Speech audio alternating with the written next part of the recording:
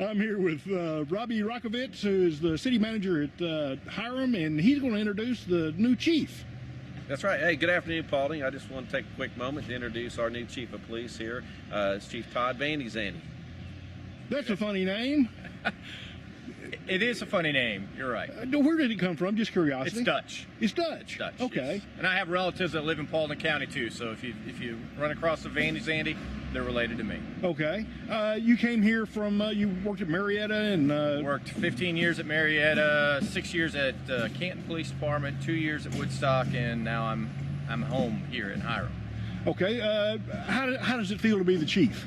It's wonderful. It's a lifelong ambition come to fruition, and I'm absolutely pleased with the opportunity to serve the citizens of Hiram, and I'm looking forward to working with everybody here. How do you find morale and the whole bit here in Hiram today? Well, everything is running great. Chief Yandura left this place in tip-top shape, and one of the things he said to me before he left was that you can basically leave it on autopilot. Now I'm not going to do that, obviously, because I want to get involved. But it's the morale is great. The people are great. It's just a great community to work with. Okay. Any parting words from the city? Yeah, we just appreciate the support so far from the city of Hiram. And if you have any questions for myself or Chief Vanderzande, I mean, we're available. You can reach us by email. You can reach us by the website. Come by and see us here at 217 North Main Street. So we just want everybody to know in the community that we're very accessible. We're very responsive. And we don't operate in a vacuum here. We're very open, honest, and transparent. So got any questions, got any concerns, feel free to contact us at any time of the day or night. Yep, we're here for you. Thank you, Bud. It's my privilege to introduce today our guest speaker, who I think this is his 5th time being here. He comes every year to inform us of all the shenanigans that are going on down at the State House. He does a very good job of entertaining us and bringing us a good message as to what's really going on inside of our state and local government. So, without further ado, I'd like to introduce Howard Maxwell. I think you understand where your crowd is now. Found out this was going to be my 5th time coming back. They said, we've heard that dude in the past. But it is a pleasure to come down and be with you good folks today. I've just had a delightful time sitting here at the table with Dave at Kennesaw College and from her war stories. We are small in number, but I appreciate each and every one of you being here. I appreciate the citizens of Paulding County letting me serve in the legislature. This is my 11th year, and I'm sort of an accidental politician. I got into this back in 1988. I ran for school board. The reason I did that, I had been, my daughter had been in the band program at Paulding County High School for a number of years. I had started out as a band booster secretary, band booster treasurer, band booster vice president, band booster president. I worked with the band director down there in everything, and we talked him one year, and he said, I wish we had some people up on the school board and knew what we did down here. So I said, all right, we'll come along next year. There was an election, and I decided to run for it. So I got elected in 1988, started serving on the school board in 89, and served there until 2002 when there was a opening down in the legislature. I had never thought about it, but it just so happened they had drawn a new district that took my house seat in. And I was talking to a guy this morning, back in 2002, me and 2 or 3 of my friends, we had been reading that little book, The Prayer of Jabez, Bruce Wilkerson put out, I believe. And we were giving that out to a lot of administrators in the school systems and taking that around to talk about, expanding your borders and stuff like that. And we had committed that year to pray that little prayer every morning for one another, for each other.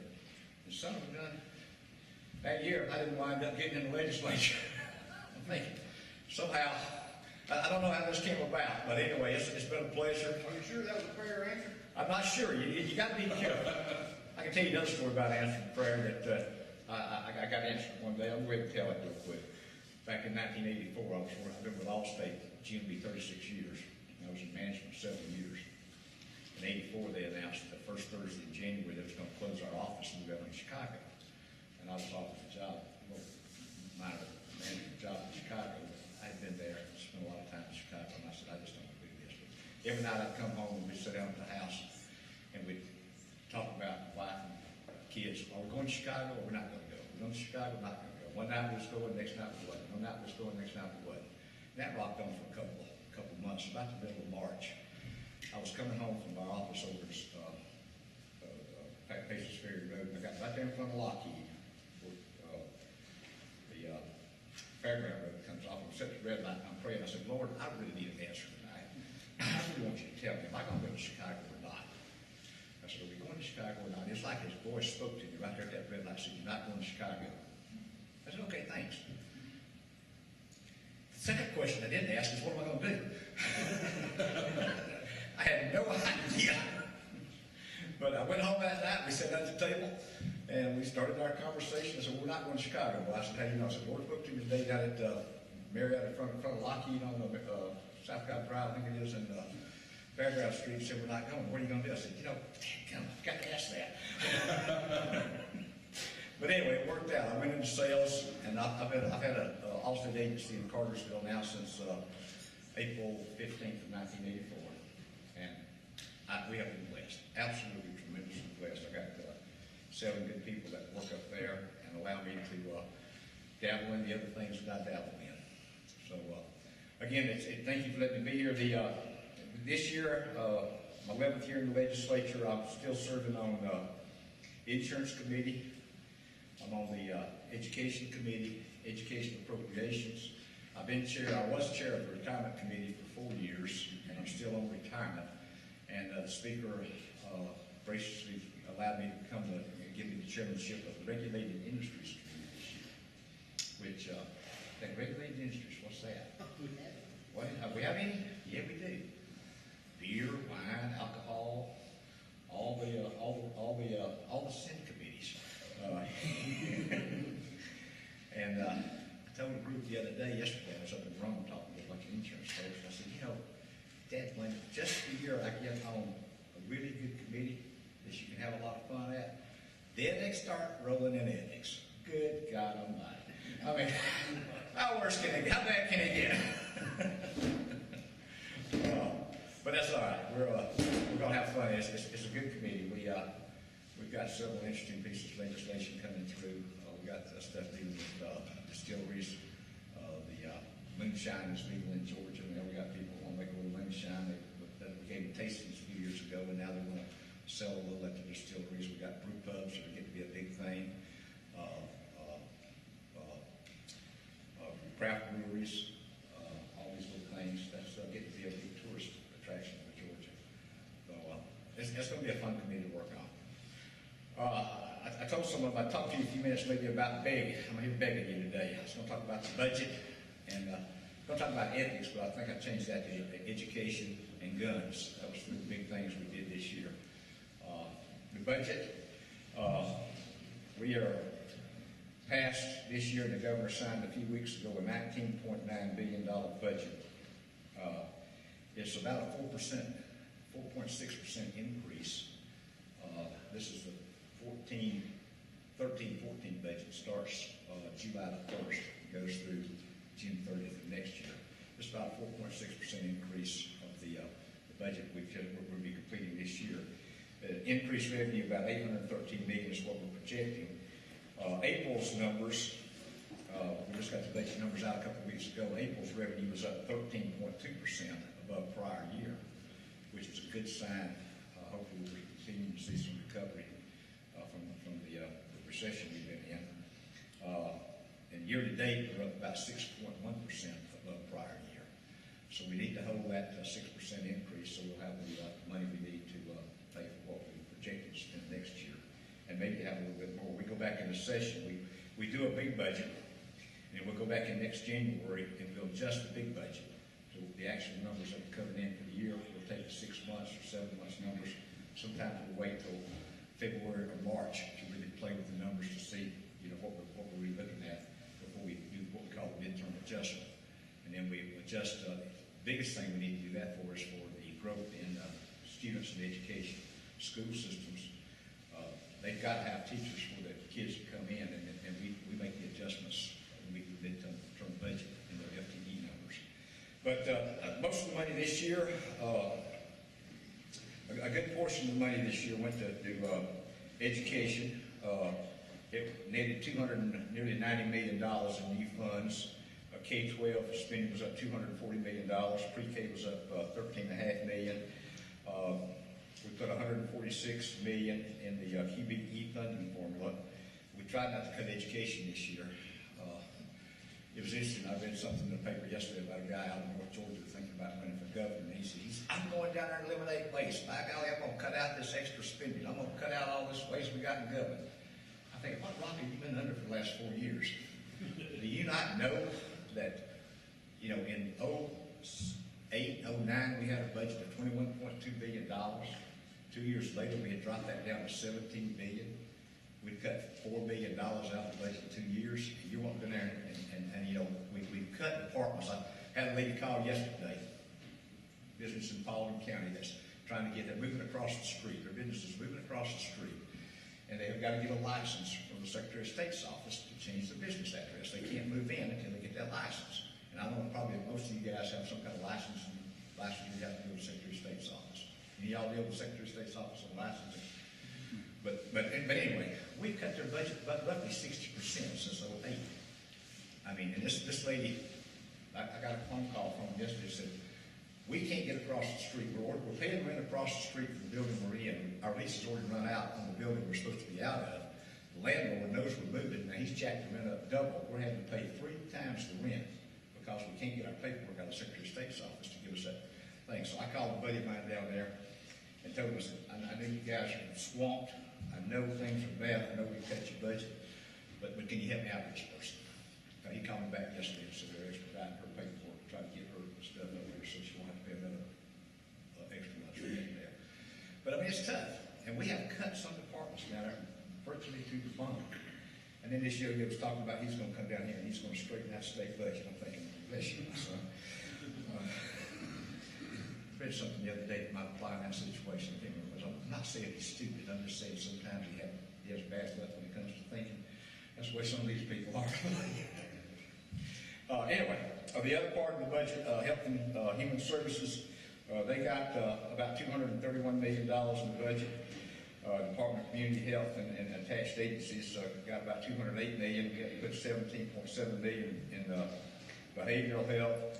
And we had to put another in corrections. Of course, we're trying to work on our corrections, some of the juvenile justice programs and some of the other stuff to try to trim that down, find ways to get rid of hard bed space, moving back to some detention centers, putting some of these people on working in some probation areas, especially with these juveniles, getting them out so that they can not have to serve as much hard time.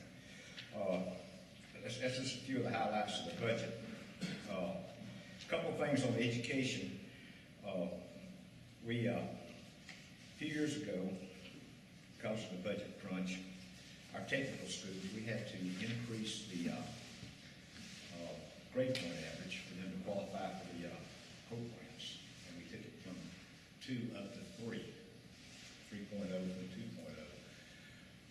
And that just estimated the enrollment in our technical schools. And I want to tell you, that's one of the best things we've got going out here. Our technical schools, now, well, I love our 4-year universities, but we've got so many kids that should not be in a 4-year school, that should be sitting in technical schools out here, getting a good training for a good job that's available. I've talked to folks, I know we've got shortages of welders throughout the state.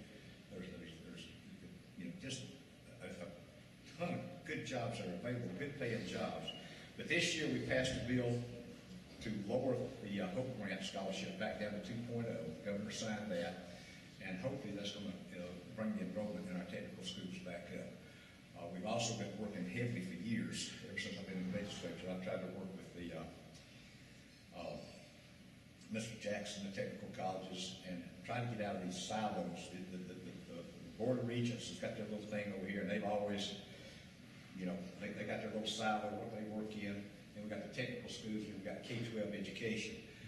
We're continually trying to work to find ways to get these kids that know they want to go into technical school, find a way for them to get fully dual enrolled as a high school student into a technical college. So when they graduate from high school, they've already got a 2-year degree under their belt from the technical school. If they want to do auto mechanics, if they want to do building robotics, nursing, or whatever. There's a lot of kids that don't need to just take up some seat space in our high schools for another year or so, especially that 12th year. They could be working in technical school, getting their associate degree or getting a degree of some type to get them out of the workforce quicker. They know they're going to go to college. They don't want a 4-year degree. And I fought for the Department of Education and what we did for about 8 years. We got a a superintendent of schools that thought every kid needed to go to a 4-year college degree program. And bless their hearts, some of these kids will go in there and they come out with such debt. You got so many, it's so easy, it seems like now, to borrow money to get into a 4-year degree program. And you borrow tons of money, you come out with a sociology degree with a secondary in history or something like that. What the heck are you going to do with that? I don't know. You know.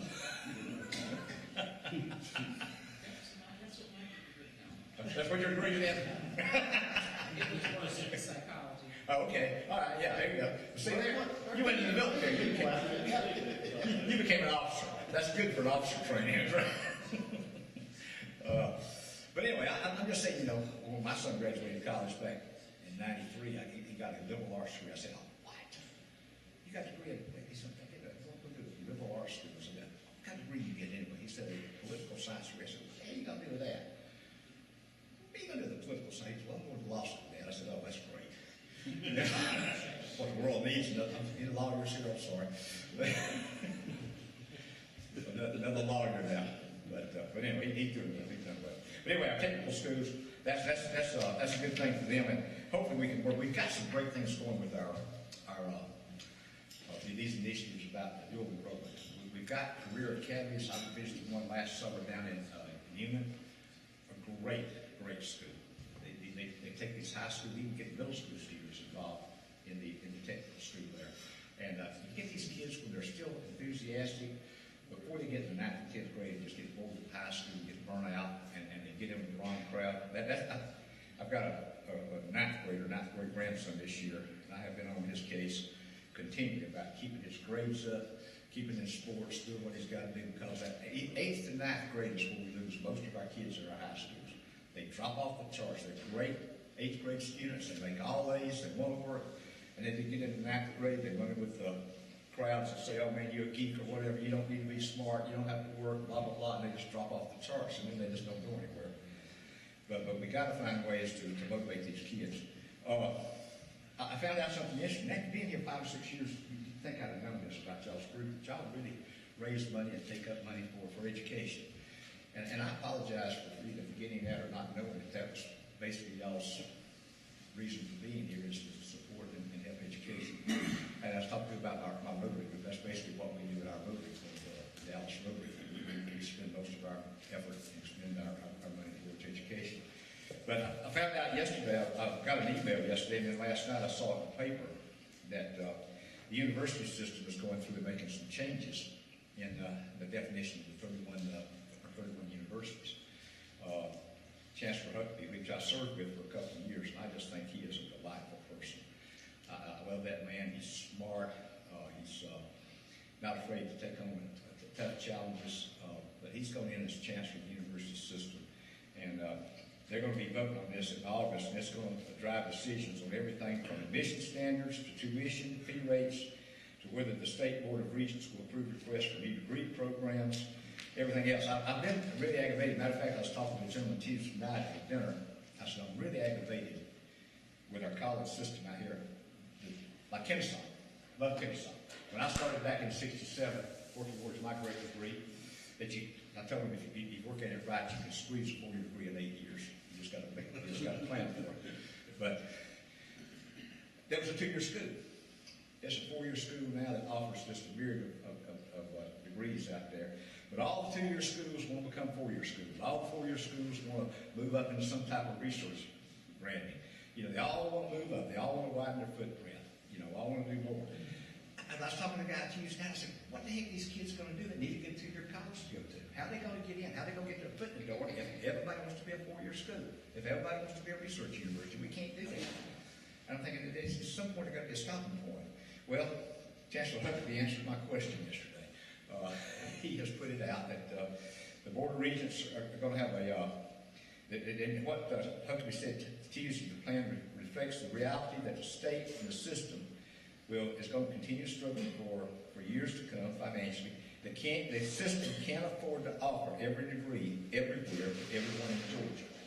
You can't do it all across the board. Every one of these school systems can't be, everything to everyone in Georgia. There is a response to criticism in Georgia and across the country that as colleges compete for students' money and prestige, they offer more respected and expensive programs. Two-year schools want to offer more four-year degrees. State colleges want to offer more graduate programs. State universities want more doctoral degrees and research. In recent years, more than 15 states have allowed community colleges to go in and offer four-year bachelor's degrees, and normally the province of four-year colleges. Georgia allowed 6 colleges, including Georgia Perimeter and Atlanta Metropolitan, to do this when Earl Davis was chancellor.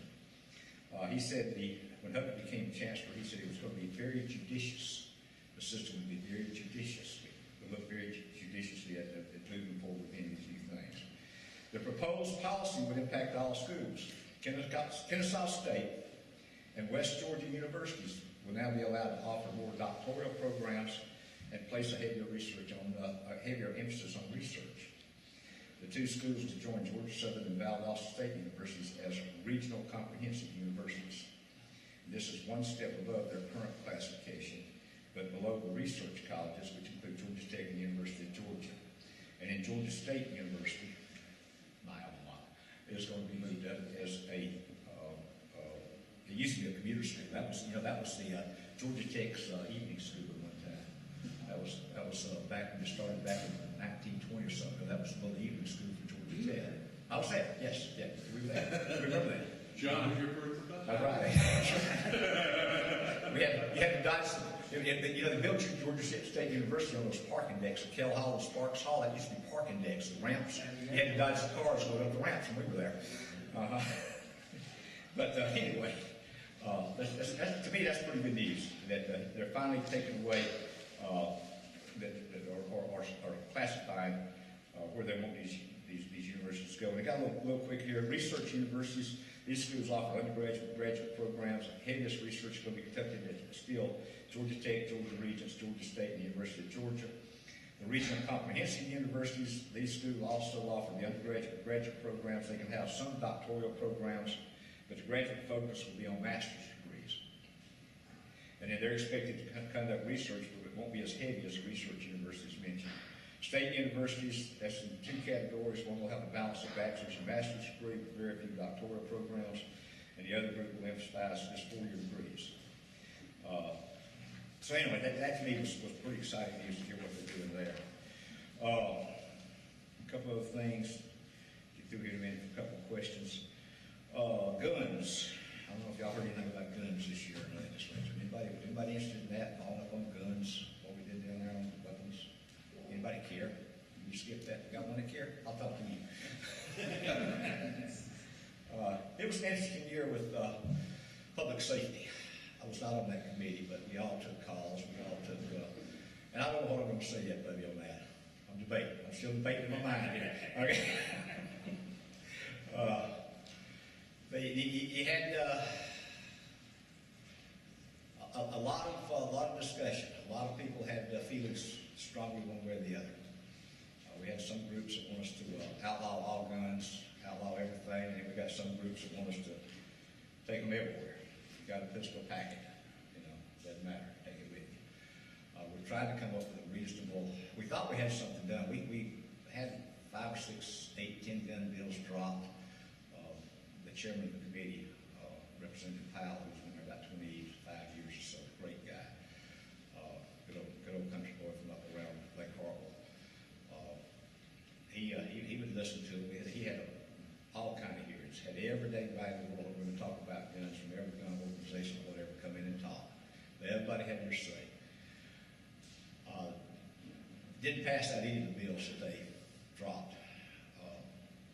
We wound up rewriting a comprehensive gun bill in the House Bill 516, that took in a lot of the stuff that we thought we could get through. And then the Senate passed Senate Bill 101, Senate bill came to the House, our bill went to the Senate. The Senate killed our bill over there, didn't do anything with it pretty much. We started looking at the Senate bill and changed it to pretty much mirror what we had done to start with. And we thought we had something worked out, except the last day or so, then some people started getting involved. The biggest hang-up, I think, right now was the carry on campuses. We had it worked out where they could carry on campus, but the guns couldn't be in the dorms. And I got a real problem with that. I mean, to start with, if you got to lock your weapons up in your car, that's just no limitation to somebody breaking your car and steal your weapon. I don't know where you're gonna put it on campus. But then you got the problem with sex, alcohol, and drugs in college campuses. Who's going to get mad at who? Who's going to pull a gun and shoot somebody because they're mad because he's going with their girlfriend or whatever, or somebody gets a little too much adult beverage in them, and so I don't know. I don't know what the answer to that's going to be yet. But anyway, they had this thing come up. We had it worked out where there was going to pretty much, if you were a college student under a certain age, you'd have to go through some kind of firearm safety training, which sort of makes sense. But then the last day or so, they got to talking about, well, what if I'm 60 years old and I go on college campus with my pistol in my holster? How are you going to know that I've had firearms training? So it all got balled up in the last few days there and wound up the bill didn't come out. That is still going to be live for next year. We're going to have to rehash that and try to come up with a workable method of making. And Chancellor Huckabee and the university system folks were not pleased at all about carry on campus. They don't want us to carry weapons on campus. I'll go ahead and tell the story of my constituents. I'm an equal opportunity water offer. I can water off a right-wing nut just as easy as I can water off a left-wing nut. It don't matter. I had a guy call me this year during the gun debate. He wanted to talk to me about doing away with these 20-round clips. We don't need guns that carry 20-round clip or 10-round clips or 15-round clips. He left a message from the secretary of the college, so I called him back. Left him a message. I said, sir, I'm sorry I missed your calls, and call me back. We'll discuss this. I know you're not going to be happy with what I tell you, but call me back. So a little bit later he called, and we got into our discussion. I said, sir, we're going to have a discussion about this. I really wish you'd get your facts right. I really, really hate to argue with people that don't know what they're talking about. I said, we don't use clips. We haven't used clips since the M1 Garand pretty much. They're called magazines. 5-round, 10-round, 20-round, 30-round, 100-round drum magazines, whatever you want to call them. We don't use clips. And I said, it really aggravates me when you people get out here and y'all start bantering all this gun talk and you start talking about clips when they're magazines. It's a magazine with a weapon. And I said, if you want to come by and see a bunch of them, I got a basement full of them. I said, you're welcome to come by and see them, see what they look like. So our discussion sort of went downhill from there. He decided we got through to it, don't vote for me anymore. I said, well, that's all right. That's okay, that's what you got to do.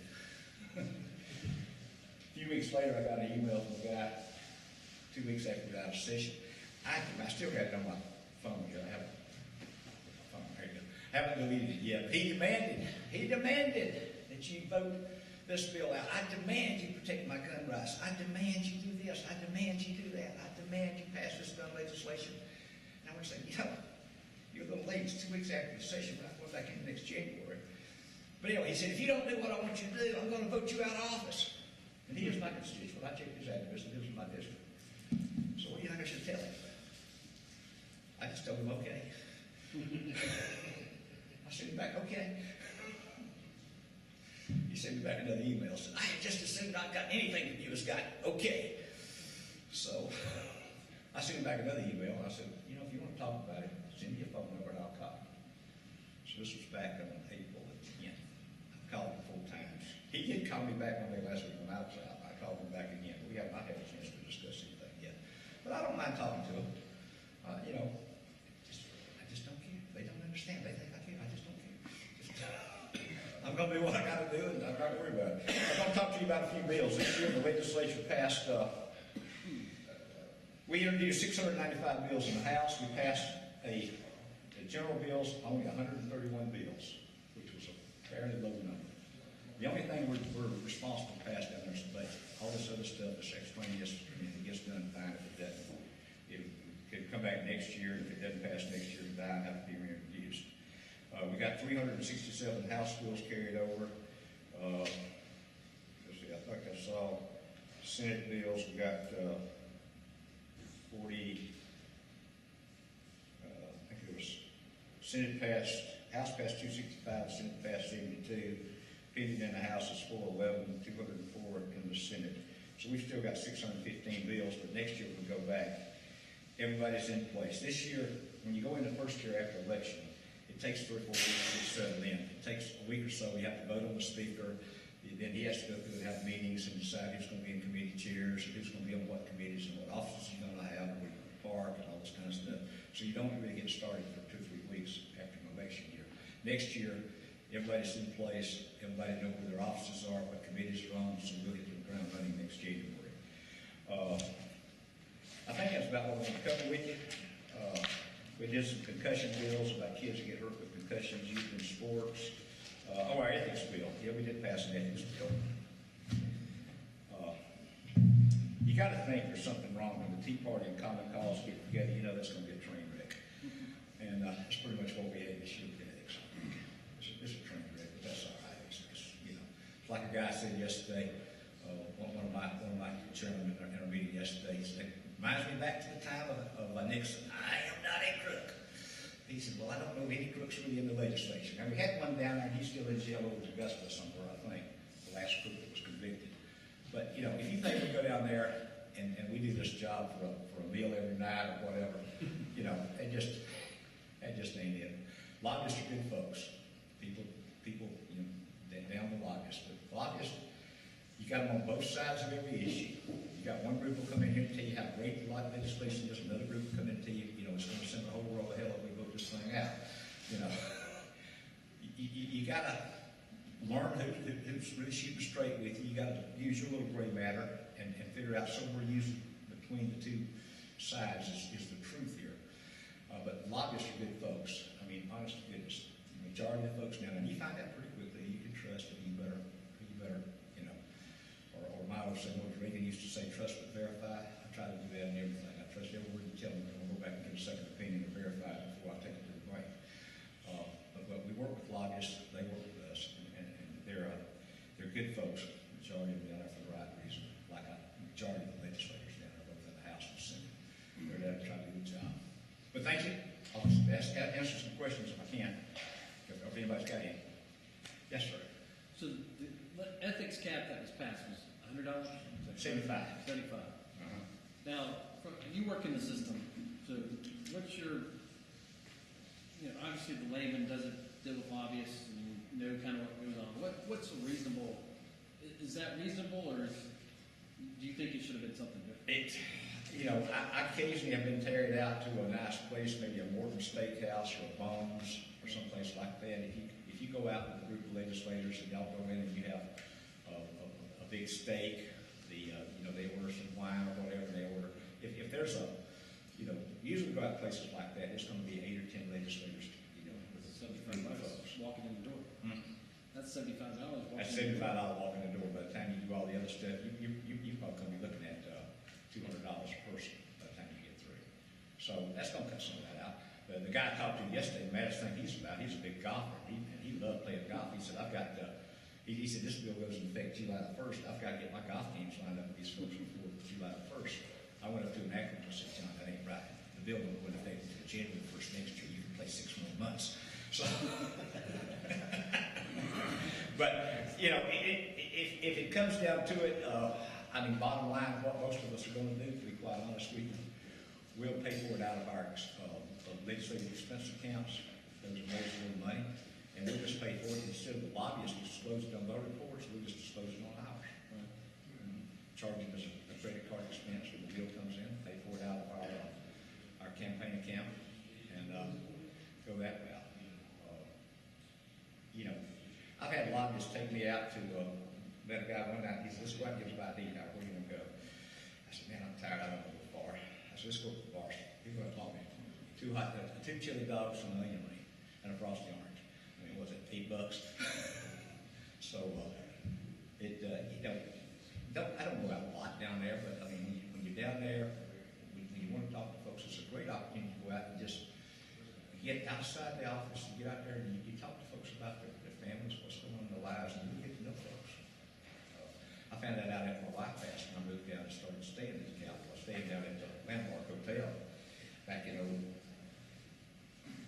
08, first time I rented an apartment down there.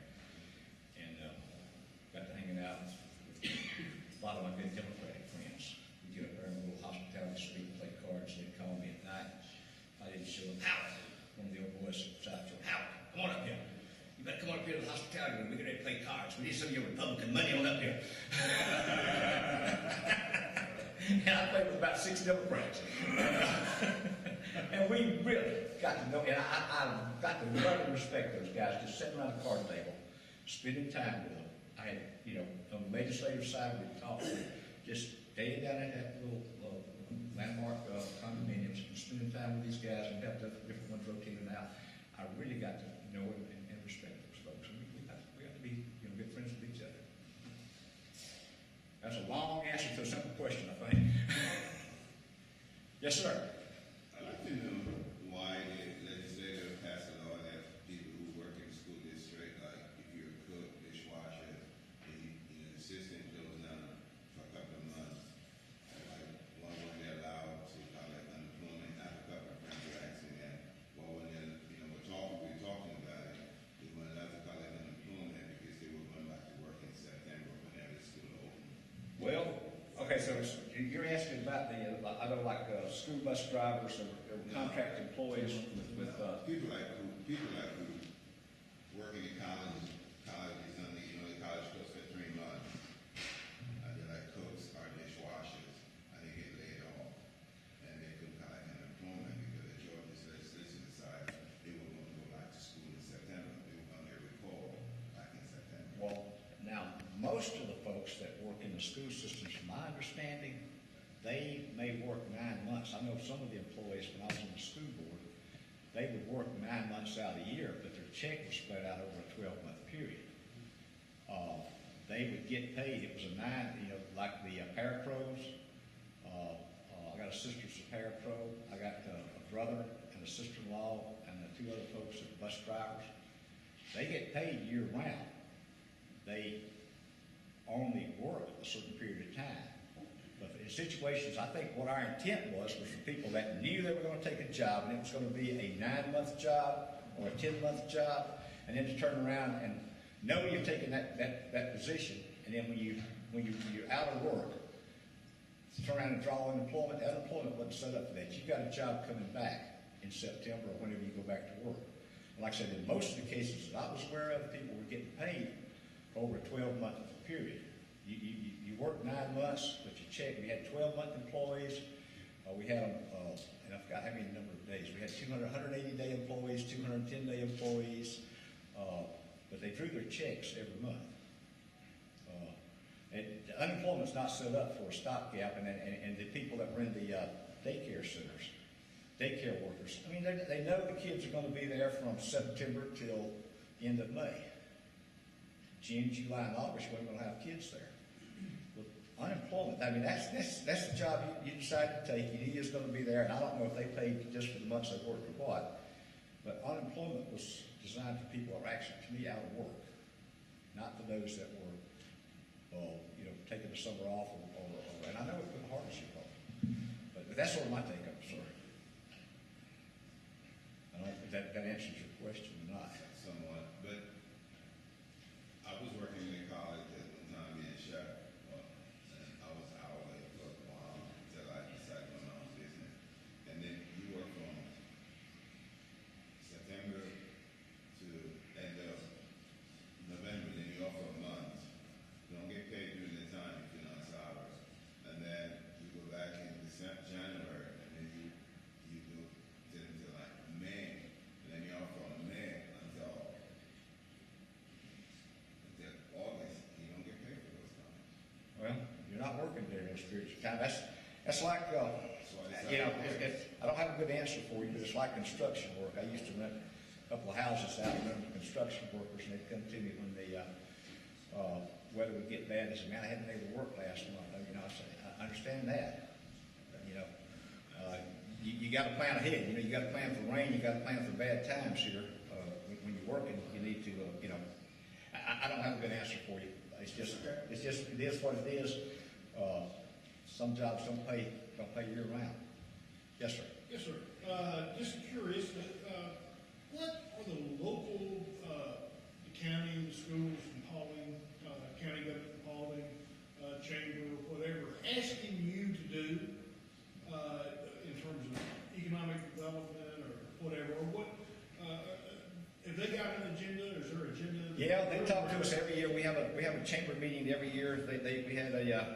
We have several meetings with the chamber. We have a listening session every October with about all the different areas of government, the school boards, the mayors, the county commissioners, law enforcement, the DA, everybody to come in and share with us what they're looking for. The biggest item was funding for education. That's what the school system wanted. We wanted us to continue to fund education, which we actually, through the equalization grant, we got a little bit more money back through some changes for the school system this year. Transportation, trying to work on this Lane 92 project out here. Now we got this, Indiana bat or something down here that stopped it up. How in the heck we got an Indiana bat down here? And the question was asked the other day, what's the natural predator for the Indiana bat? Does anybody know we need to find one? Yeah. And I've been told, and I haven't tried it, but I've been told if you cook it right, it tastes like chicken. I don't know. But anyway, that project is on hold now because of the Indiana bat. You know, can you believe that? Working on 92, getting that extended on through. The big thing we've been trying to work at for the chamber and economic development is our tier system. There's a 4-tier system in the state of Georgia that is horrendous. It's based on poverty level of the county, based on per capita income. 4 items. It's based on 4 items, and you rank tier 1, 2, 3, 4. Tier 4, we got bumped by 2 percentage points this year. It's per capita income, poverty level. Gosh, I can't remember the other 2 items right now that make it up. Anyway, we got bumped down this year by like a small percentage point into the tier 4 level, which means we've got practically no incentives to offer businesses coming into the county. Tier 1s get the bigger tax incentive, tax breaks and all that. Tier 2, you get a little less. Tier 3, we've been in Tier 3 for years. We've been trying to get into Tier 2, and now we got bumped down to Tier 4. But our problem is 76% of the population of Paulding County drives outside the county to work. You know, we make pretty good income. We've got a per capita income level that's pretty good in Paulding County because everybody works somewhere else. Our poverty level is not that bad compared to all these other South Georgia counties. The problem you got is where the counties are in the Tier 1 and the Tier 2 system. They're all down in South Georgia, Northwest Georgia, or somewhere else, where they've got nothing but pine trees. They've got no people, no infrastructure. I mean, they got a school system with 600 people and 600 students in the school system. What we've been looking at is trying to work on this tier system. We dropped a couple of bills this year. Paulette and I worked on some. She's on economic development in the House, and she's worked on a few things to try to look at something other than just those 4 areas. What kind of infrastructure, what kind of roads do you have? We do not have an interstate. Why not look at the percentage of the tax digest in commercial and business? That's something we've looked at. We looked at some of that. But you've got 180 legislators. You've got a lot of them out of these South Georgia rural communities that don't want to give up. Even though they'll never get a job down there, they just don't want to make a change. So we're fighting that battle. We've looked at that. We looked at percentage of growth, percentage of commercial, industrial versus residential. We've been a bedroom community all my life. Ever since I've been in Paulding County, we've been nothing but a bedroom community for Atlanta and Marietta. Building houses. The whole time I was on the school board, the largest single industry in the county was home building.